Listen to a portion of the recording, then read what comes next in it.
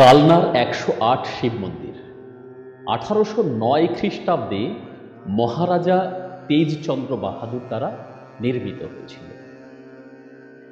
এই ১০৮ শিব মন্দিরটি অসাধারণ মাহাত্ম্যপূর্ণ, যার প্রতিটি পরতে পরতে রয়েছে এক ঐতিহ্যের ছোঁয়া, প্রতিটি পরতে পরতে রয়েছে আধ্যাত্মিকতার ছোঁয়া, হিন্দু ধর্মের প্রাচীন ঐতিহ্যের ছোঁয়া, আধ্যাত্মিকতার ছোঁয়া।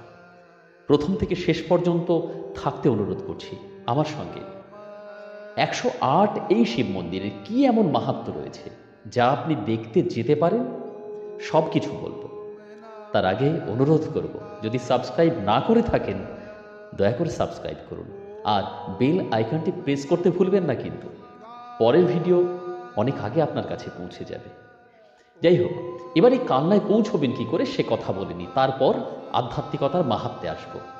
হাওড়া কাটোয়া লোকাল ধরে আপনি অম্বিকা কালনা স্টেশনে নেমে যেতে পারেন, সেখান থেকে পায়ে হাঁটা দূরত্ব, কিন্তু আপনি টোটো ধরে পৌঁছতে পারেন মন্দিরের কাছে। সবাই চেনে কালনা স্টেশন থেকে সামান্য পথ। এই ১০৮ শিব মন্দির একটা অসাধারণ গম্বুজের আকার সৃষ্টি করেছে, যার অভিনব সংখ্যাসূচক সমন্বয় আপনার মন ভুলিয়ে দেবেই। কি আছে তাতে? লক্ষ্য করে দেখবেন এই মন্দির প্রাঙ্গণটি, মানে মন্দির কমপ্লেক্সটি দুটি ভাগে বিভক্ত। বাইরের বৃত্তে রয়েছে ৭৪টি মন্দির, আর ভিতরের বৃত্তে আছে ৩৪টি মন্দির। আপনি বাইরের বৃত্ত থেকে যে দরজা দিয়ে প্রবেশ করবেন, ভিতরের বৃত্তে কিন্তু সেই দরজায় প্রবেশ করছেন না। একটু পৃথক স্থান থেকে একটি দরজা নির্মিত হয়েছে, দুটি ক্ষেত্র থেকে, দুটি পৃথক জায়গা থেকে অভ্যন্তরে, মানে ভিতরের মন্দির প্রাঙ্গণে প্রবেশ করা যায় ৩৪টি মন্দিরের ওখানে। হ্যাঁ, এই পথেই আপনি কিন্তু ভিতরের কমপ্লেক্সে পৌঁছতে পারবেন, যে ৩৪টির কথা বললাম। ঠিক এই পথ ধরে আপনি ঠিক ভিতরে যে ৩৪টি মন্দির রয়েছে বৃত্তাকারে সজ্জিত, এখানে পৌঁছে যেতে পারবেন।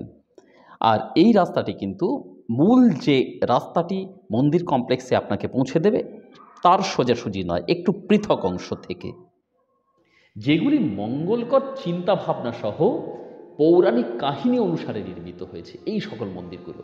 আর সম্পূর্ণ মন্দির কমপ্লেক্সের কেন্দ্রে রয়েছে একটি বাঁধানো ইদারা, মানে জলের কুয়ো। বলা হয়ে থাকে এই মন্দির পূজার্চনার জন্য তৎকালীন সময়ে যে ১২ জন পুরোহিত নিযুক্ত থাকতেন, সেই ১২ জন পুরোহিত মন্দিরের জলের চাহিদা মেটানোর জন্য এটি নির্মাণ করেছিলেন। কিন্তু এর পিছনেও রয়েছে এক অসাধারণ আধ্যাত্মিক মাহাত্ম্যের সন্ধান। কি তা অবশ্যই বলবো। এই নিরাকার ব্রহ্মের স্বরূপ রূপে শূন্যকে কল্পনা করা হয়ে থাকে। শূন্য থেকে সৃষ্টি আমরা, আর শূন্যেই একদিন বিলীন হয়ে যাব। জগৎ শূন্য থেকে সৃষ্ট, শূন্যেই বিলীন হয়ে যাবে। সুতরাং এই ইদারাটি শূন্যের প্রতিমূর্তি রূপ হিসেবে কল্পনা করা হয়। আবার শিবের প্রতীক হিসেবেও এই ইদারাকে মনে করা হয়ে থাকে। আসলে কি জানেন তো, আমাদের মনের অভ্যন্তরে রয়েছে, অন্তঃস্থলে রয়েছে অবিরত জলরূপ প্রাণের ধারা, অমৃতের ধারা, স্নেহের ধারা। এই কুয়োটি অর্থাৎ ইদারাটি তারই প্রতীক রূপে অন্তঃস্থলে রয়েছে, ১০৮ শিব মন্দিরের অন্তঃস্থলে অবস্থান করছে।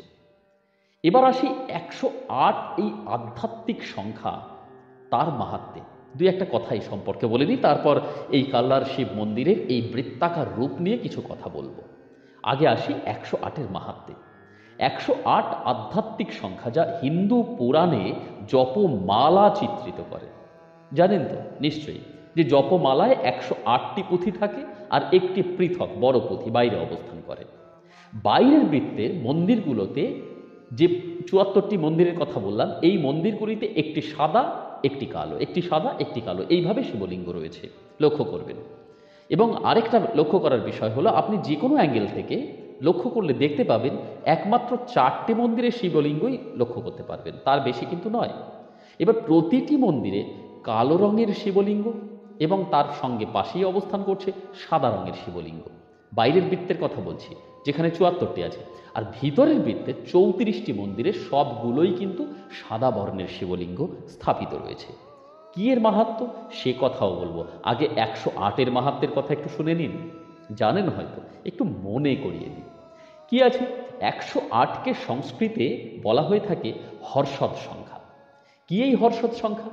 আসলে হর্ষদ সংখ্যা হলো তাই যেখানে এই সংখ্যাকে মানে 108 108 108 এই 108কে যোগ করলে হয় 9, মানে 1 + 0 + 8 সমান সমান হয় 9।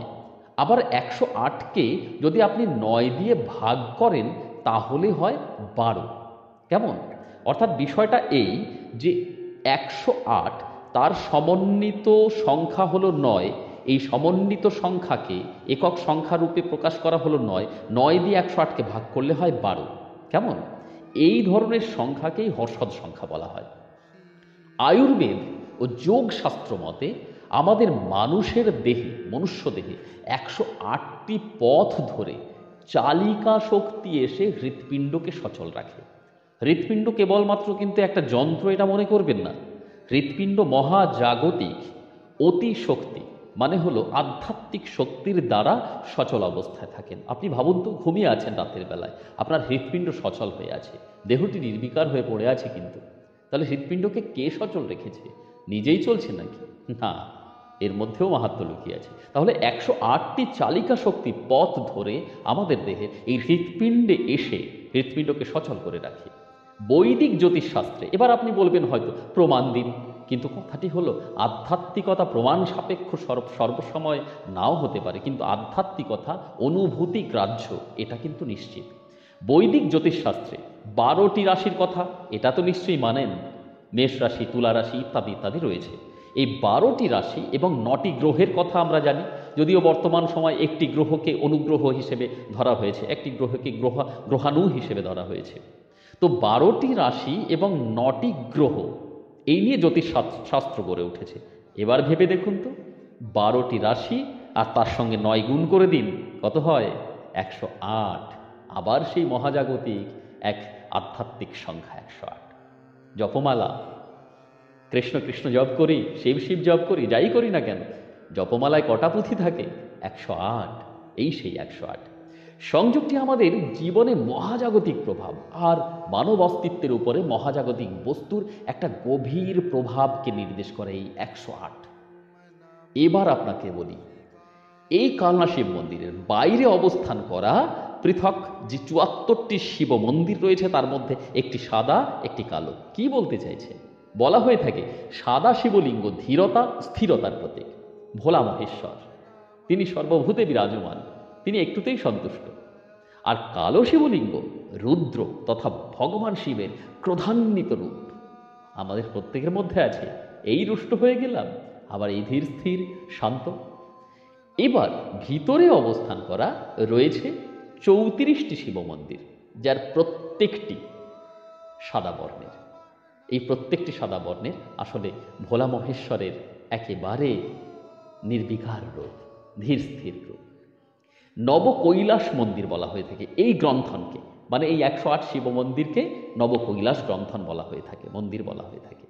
লক্ষ্য করে দেখবেন এই নবকৈলাস মন্দির মানে 108 শিব মন্দিরের বাইরে, মানে বাইরের বৃত্তে একটি পৃথক মন্দির রয়েছে, 109 সংখ্যক মন্দির, যে মন্দিরটির মহাদেবকে বলা হচ্ছে জলেশ্বর শিব। আসলে জপমালায় 108টি পুঁথি আর বাইরে আরেকটি অবস্থান করে, এই আরেকটি পুঁথি রূপী এখানে এই শিব মন্দিরটি প্রতিষ্ঠিত হয়ে আছে। এবার আপনাকে আরেকটা মজার ব্যাপার বলি, চমকে যাবেন। কি ভাবছেন? চমকে যাবেন? যাই হোক, হ্যাঁ, চমকে যেতেই হবে আপনাকে। বাইরের যে মন্দিরের বৃত্তটি রয়েছে, 74টি মন্দির দ্বারা যে বৃত্ত নির্মিত হয়েছে, এই বৃত্তের পরিধি কত জানেন? 711 ফুট। অঙ্ক শেখাচ্ছি না কিন্তু। আর ভিতরের বৃত্তের পরিধি 336 ফুট।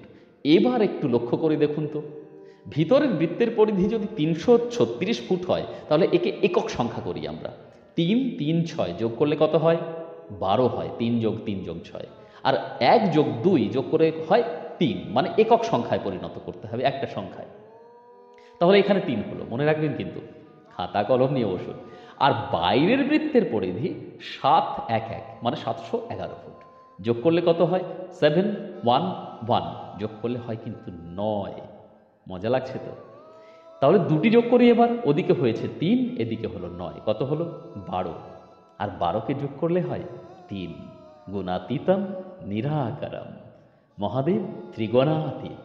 এই ত্রিগুণাতীত মহাদেব, তারই প্রতীক কিন্তু এই পুরো বৃত্তটি। এবার অন্যভাবে দেখুন, 3 3 6 ভিতরের বৃত্ত, 7 7 1 7 1 1 বাইরের বৃত্ত, যোগ করলে হয় 1 0 4 7। একে এই দুটো সংখ্যাকে একসঙ্গে যোগ করলে হয় 1047। একে একক সংখ্যা করি, 1 যোগ 0 যোগ 4 যোগ 7 হয় 12, আর 12কে যোগ করলে হয় আবার সেই 3। কি আশ্চর্য লাগছে না? ত্রিগুণাতীত মহাদেবের কথাই বলছি, ব্রহ্মা বিষ্ণু মহেশের কথাই বলছি। আধ্যাত্মিকতার একেবারে গুরু নিহিত তত্ত্ব লুকিয়ে আছে এই মন্দির গ্রন্থনে। আরও একটা মজার বিষয়, এটাও বলে রাখি, বাইরের বৃত্তে 7 4 74টি আছে মন্দির, আর ভিতরের বৃত্তে 34টি মন্দির আছে।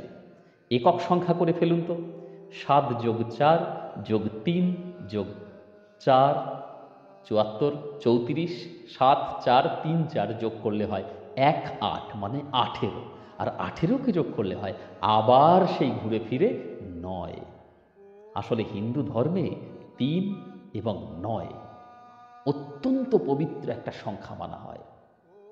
108 অত্যন্ত পবিত্র সংখ্যা, যাকে যোগ করলে হয় 108 ইজ ইকুয়াল টু 9।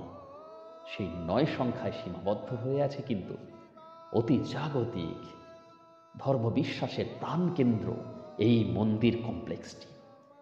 এবার আপনাকে আরেকটু কথা বলি, শিব মন্দির আর লিঙ্গের এমন গ্রন্থন কেন, এটাও তো জেনে রাখা দরকার। বাইরে রয়েছে 74টি, ভিতরে রয়েছে 34টি। বাইরের মন্দিরের একটি কালো, একটি সাদা শিবলিঙ্গ, ভিতরের মন্দিরে সব সাদা শিবলিঙ্গ। কেন? আশ্চর্য লাগে না? হঠাৎ এমনি কি তৈরি হয়ে গেল নাকি? ও, এই প্রসঙ্গে আরেকটু কথা বলে রাখি, এই শিবলিঙ্গগুলো কিন্তু সব কৃত্রিম লিঙ্গ, এগুলো বানলিঙ্গ নয়, কিংবা স্বয়ম্ভু লিঙ্গও নয়, দৈবলিঙ্গও কিন্তু নয়। বিভিন্ন রকমের লিঙ্গ হয়ে থাকে, শিবলিঙ্গ বিভিন্ন রকমের হয়ে থাকে, তার মধ্যে স্বয়ম্ভু লিঙ্গ, দৈবলিঙ্গ, গোললিঙ্গ, মানুষলিঙ্গ, এর মধ্যে কোনোটিই নয়, এগুলো কৃত্রিম লিঙ্গ। যাই হোক, বিকল্পভাবে এটা বিশ্বাস করা হয় সাদা আর কালো শিবলিঙ্গ আমাদের মানুষ চরিত্রের, মানে মানুষের মনের, পৃথিবীর কথা প্রতিস্থাপন করা হয়েছে এখানে। বাইরের পৃথিবীতে আমরা বাস করি, অন্তরের পৃথিবীতে নয়। সেখানে কি জড়িয়ে আছে? পাপ, অন্যায়, কষ্ট, ত্যাগ, দুঃখ, এই সমস্ত কিছু জড়িয়ে আছে। আর ভিতরে রয়েছে বিলাসিতা, সুখ, আনন্দ, প্রতিপত্তি, ভালো কাজ, দান, ধ্যান, সুকর্ম ইত্যাদি ইত্যাদি লুকিয়ে আছে। এই সাদা এবং কালো দিয়ে সেই দুটোকেই বোঝানো হয়। অর্থাৎ আমরা বাইরের জগতের মধ্যে সুখ, দুঃখ, অন্যায়, পাপ, এই সমস্ত কিছু নিয়েই অবস্থান করছি, কিন্তু ভিতরে অন্তঃস্থলে সেখানে রয়েছে 34টি। এই 34টির মধ্যে আসলে কি বলতে চাইছেন? মহাদেবের সাদা বর্ণের শিবলিঙ্গ এখানে অবস্থান করছে। অন্তরের শুদ্ধতা, মায়া, অনুভূতি, প্রশান্তি, প্রেম, এই সকল কিছু এখানে অবস্থান করছে। অন্তঃস্থলের এই আনন্দ শান্তির কথাই এই মন্দির কমপ্লেক্সের অভ্যন্তরে অবস্থান করা এই 34টি শিবলিঙ্গ বলতে চাইছে। কেমন লাগলো? বুঝতে পারলেন তো? খুব সহজ বিষয় কিন্তু নয়। হঠাৎ করে কেন এমনভাবে নির্মাণ করা হলো? কি আধ্যাত্মিকতা লুকিয়ে আছে ভাবুন তো এখানে। আসলে আমাদের ভারতবর্ষের এই প্রাচীন ঐতিহ্যশালী প্রত্যেকটি মন্দিরের ভিতরে লুকিয়ে আছে অসংখ্য তত্ত্বের সন্ধান। আমরা খুঁজে দেখি না, তাই অনুভবও করি না। যাই হোক, অনুভব করলেন নিশ্চয়ই। কেমন লাগলো জানাতে কিন্তু একদম ভুলবেন না।